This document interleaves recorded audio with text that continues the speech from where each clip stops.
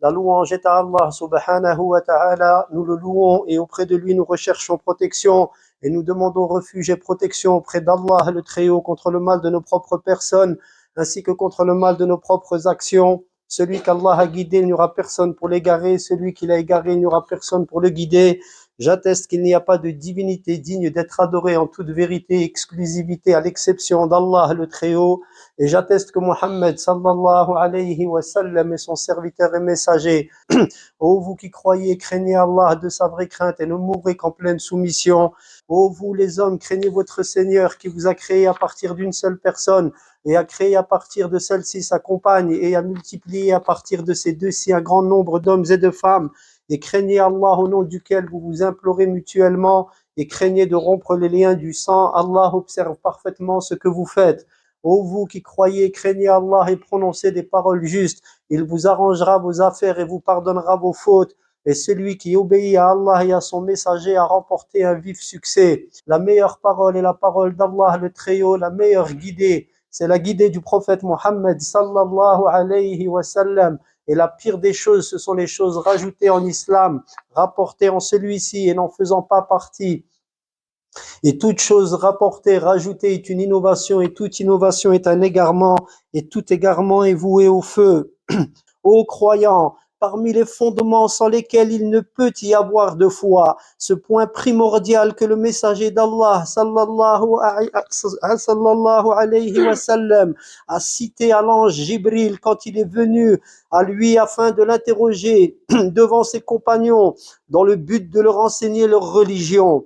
Dans le hadith connu, il l'a donc interrogé au sujet de l'islam, de la foi et de la bienfaisance, de l'heure et de ses signes. Le prophète a alors cité les piliers de la foi comme tels. La foi en Allah, en ses anges, ses livres, ses prophètes, le jour dernier. Et enfin ce pilier qui, au même titre que les précités, est une condition à la foi du croyant, c'est-à-dire la foi dans la prédestination et le décret divin. Et que ce qu'Allah veut est, et ce qu'il ne veut pas ne peut être. Et ce qui t'a atteint, ô serviteur d'Allah, n'aurait pu te manquer. Et ce qui t'a manqué n'aurait pu t'atteindre. Et que la création dans son entièreté est soumise à la gestion de celui qui l'a fait exister. L'immense, le Très-Haut, et le signe de sa capacité à créer réside en ce qu'il a fait être, ce qui n'était pas, à savoir l'univers dans son entièreté. Allah dit, Allah qui crée les 7 cieux, qui a créé 7 cieux et leur équivalent de terre. L'ordre descend entre ceux-ci afin que vous sachiez qu'Allah est capable de toutes choses et qu'Allah est savant de toutes choses. Ô croyants, les preuves coraniques et prophétiques au sujet de la foi dans le décret divin et la prédestination sont présentes en de nombreux textes. Allah puissant et grandi dans son livre glorieux. Nous avons créé toutes choses avec mesure. Et Allah dit, nous l'avons décrété ainsi et nous décrétons tout de façon parfaite. Et Allah dit, ensuite tu es venu, ô Moussa, conformément à un décret. Et dans un autre verset, le commandement d'Allah est un décret inéluctable. Et les versets dans ce sens sont nombreux. Ô croyants, la foi en la prédestination représente le fil sur lequel s'enfilent les perles de l'unicité d'Allah, son unicité dans la seigneurie, dans l'adoration et ses noms et attributs. La foi en la prédestination est la balance sur laquelle se mesure la réelle croyance en l'unicité d'Allah. Ibn Abbas a dit, la foi dans la prédestination est le fil conducteur, nizam, de l'unicité, celui qui confirme l'unicité d'Allah et rejette la prédestination, c'est-à-dire la foi dans le décret divin. Eh bien, son rejet contredit sa confirmation. Serviteur d'Allah, tout comme la foi en la prédestination est le fil conducteur, le témoin, la balance de la foi en l'unicité d'Allah. C'est-à-dire que celui qui comprend réellement qu'Allah est unique ne peut être que convaincu que tout ce qui se produit d'événements dans l'univers n'est que par la volonté d'Allah, sa sagesse, sa science, sa capacité, sa création. Eh bien, cette unicité d'Allah est elle-même fil conducteur de la vie. La vie ne peut être vécue de manière sereine et droite si ce n'est avec la foi et la croyance en l'unicité du tout miséricordieux et en lui vouant un culte exclusif, sans associé. Et si la personne ne met pas en pratique ce qu'implique l'unicité d'Allah, sa vie ne sera que désorganisation, errance, sans but réel, ni profit ici-bas et dans le delà. Ô croyant, Al-Walid, fils du noble compagnon Ubadat ibn Samit, dit: J'entrais chez mon père qui était malade et je pensais qu'il allait mourir. Je lui demandai alors: Ô mon père, conseille-moi. Il dit: Asseyez-moi. Lorsque ce fut fait, il dit: Fils, tu ne goûteras à la foi ni n'atteindras la réelle connaissance d'Allah que lorsque tu croiras en la prédestination, bonne et mauvaise. Al-Walid dit alors: Je dis: Ô père, et comment saurais-je distinguer la bonne prédestination de la mauvaise? Il dit: en sachant que ce qui t'a manqué n'aurait pu t'atteindre et que ce qui t'a atteint n'aurait pu être évité. Ô mon fils, j'ai entendu le messager d'Allah dire: la première chose créée par Allah fut le qalam, ce qui sert à écrire.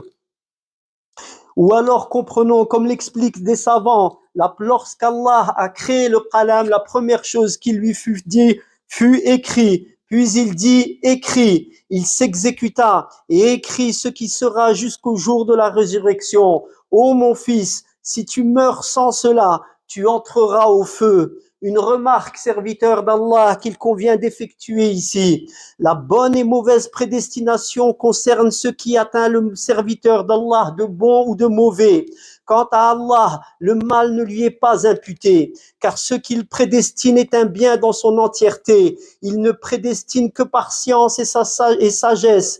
Ce qui nous atteint et qui est un mal pour nous est décrété par Allah pour des raisons qui en conclusion représentent un bien. Certains peuvent les comprendre et elles sont cachées à beaucoup. Et Allah sait ce qu'il fait.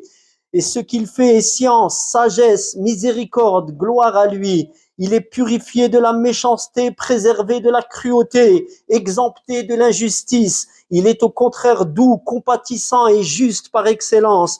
À lui la louange en toutes circonstances.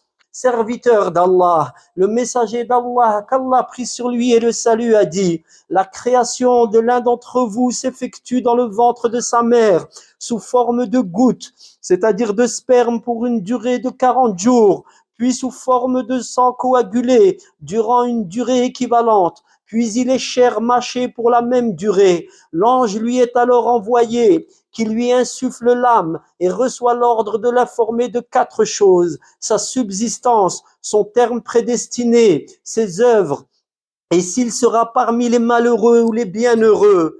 Par celui en dehors de qui il n'y a pas de divinité, l'un d'entre vous œuvrera les œuvres des gens du paradis, jusqu'à ce qu'il n'y ait entre lui et celui-ci que l'espace d'une coudée. Son livre, c'est-à-dire destin, le devancera alors. Il œuvrera tels les gens de l'enfer et y entrera.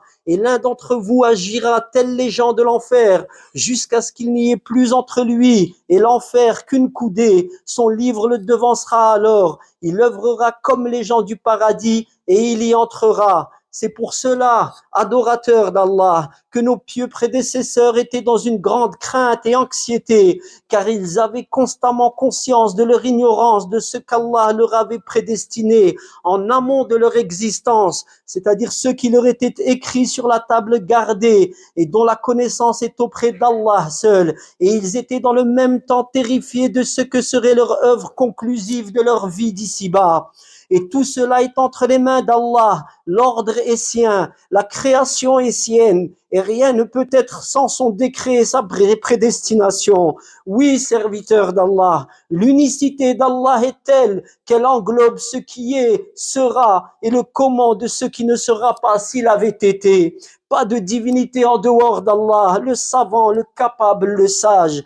Ô croyants, une question peut se poser, à savoir: si tout est prédestiné, Pourquoi œuvrer? Nous n'avons qu'à nous en remettre à notre livre d'action. Sachez que le prophète d'Allah sallallahu alayhi wa sallam a répondu à cette question de manière claire, convaincante, d'une réponse apaisant tout esprit à qui Allah a permis de comprendre la dite réponse et sa mise en application. Ali, qu'Allah soit satisfait de lui, dit: nous étions avec le prophète au cimetière d'Al-Baqi' lors d'un enterrement, et il dit: chacun d'entre vous a sa place prédestinée dans le feu ou au paradis. Ses compagnons lui dirent: ô messager d'Allah, ne nous en remettrons-nous donc pas à notre livre, c'est-à-dire où tout est prédestiné, donc à la prédestination, en délaissant les œuvres? Il répondit: qu'Allah prie sur lui et le salut, œuvrez, chacun se verra faciliter ce pourquoi il a été créé, c'est-à-dire comme lieu de destination. S'il est parmi les bienheureux, les actes des bienheureux lui seront facilités, et s'il est des malheureux, c'est-à-dire les gens de l'enfer, les œuvres des malheureux lui seront facilitées. Puis il récita les versets du Coran, les versets suivants: celui qui donne et craint, c'est-à-dire Allah, et déclare véridique la plus belle récompense, nous lui simplifierons la voie de la facilité, c'est-à-dire qui mène au paradis. Et quant à celui qui fait œuvre d'avarice et se dispense, c'est-à-dire de l'adoration d'Allah, lui sera rendue aisée la voie de la difficulté, c'est-à-dire la voie qui mène en enfer. La foi dans la prédestination, serviteur d'Allah, éloigne les peurs, les soucis, les anxiétés que ressentent beaucoup de gens. Le croyant dans la prédestination se voit tranquillisé par sa foi. Lorsqu'il est atteint par une épreuve, il sait que c'est par la permission d'Allah, par son ordre. Il se soumet et se satisfait du décret d'Allah et espérant Allah immense et haut, il espère la récompense préparée aux patients, car Allah dit: et fait bonne annonce aux patients qui, lorsqu'ils sont atteints par une épreuve, disent: c'est à Allah que nous appartenons et c'est vers lui que nous retournerons. Ô croyants, celui qui sait que tout est prédestiné par Allah ne s'enorgueillit pas de ses œuvres et ses obéissances, quelque nombreuses qu'elles soient. Il ne s'enorgueillit pas non plus de ce qu'il possède, quelle que soit sa valeur, car il sait que tout cela est bienfait d'Allah et générosité de sa part uniquement. Allah dit en effet: et le bienfait est dans la main d'Allah, il le dispense à qui il veut, et Allah est détenteur du bienfait immense. Le croyant dans le décret d'Allah et la prédestination place sa confiance en Allah à tout moment. Il recherche son aide et s'oriente constamment vers lui. Il multiplie les invocations, demande, insiste auprès d'Allah. Et le prophète multipliait cette invocation. Il disait: ô celui qui tourne les cœurs, raffermis mon cœur dans ta religion. Et cela fait partie de la foi en la prédestination et dans le fait que toute chose est dans la main d'Allah, immense et haut. Soyez humbles, repentez-vous, obéissez. Notre bonheur ici-bas est dans l'au-delà et dans l'obéissance d'Allah exclusivement. Il se passe de nous, il nous est indispensable, le puissant, le doux, le contraignant, le compatissant, l'unique, le Seigneur, l'adorer en toute vérité et exclusivité. Il est comme il s'est décrit et l'a décrit son messager. Gloire à lui et qu'il soit exalté. Fallahumma inna nas'aluka taqwak wa nas'aluka ridak wa nas'aluka maghfiratak ya rabbal alamin. Allahumma ya ghafur ighfir lana ya rahim irhamna. Allahumma inna nas'aluka ilman nafi'a wa rizqan tayyiba wa amalan mutaqabbala. Allahumma tahhir qulubana min an-nifaq wa tahhir a'malana من الرياء يا مصرف القلوب صرف قلوبنا على دينك يا مقلب القلوب ثبت قلوبنا على طاعتك اللهم إنا نسألك من فضلك ورحمتك فإنه لا يملكها إلا أنت ربنا اغفر لنا ولآبائنا وأمهاتنا ولسائر المسلمين والمسلمات وانصر اللهم إخواننا الذين يحصرون ويعذبون ويقتلون في كل مكان يا رب العالمين اللهم ارفع عنهم البلاء اللهم انصرهم على عدوك وعدوهم وعدونا اللهم إنا نسألك الهدى والتقى والعفاف والغنى وصلى اللهم على نبينا محمد وعلى آله وصحبه أجمعين.